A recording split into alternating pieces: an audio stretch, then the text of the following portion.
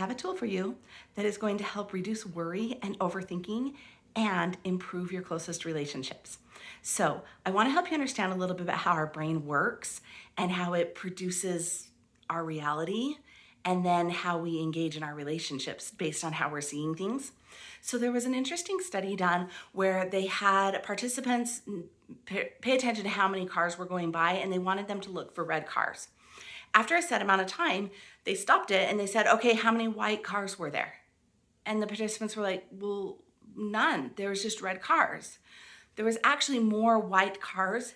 They literally didn't see them because they were so focused on the red cars. So what happened? Well, let me tell you how I learned this in my own life as a young mom. I love being a wife and a mother. And as a young mom, I struggled.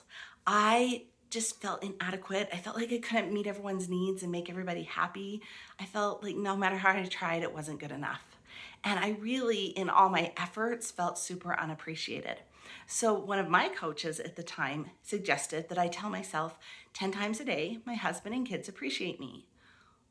I didn't see how that was going to help at all, but I decided to give it a try. And I'm not kidding, just 3 hours later at dinner, my little girls were like, thanks for dinner, Mom. And my husband was like, yeah, it was so good. Thanks for always cooking for us.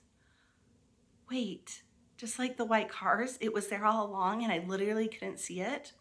So there's a lot of science behind what's going on in our brain. But what you need to know right now is that what we think about the most and the things that we feel really strongly programs this part of our brain to send us more proof of that. We literally do get what we focus on. So how is this showing up in your life? Where is it playing out in your relationships? It's really easy when we're worried about something or something's not going the way we wish it was to start to dwell and think about and worry and ruminate on everything going wrong.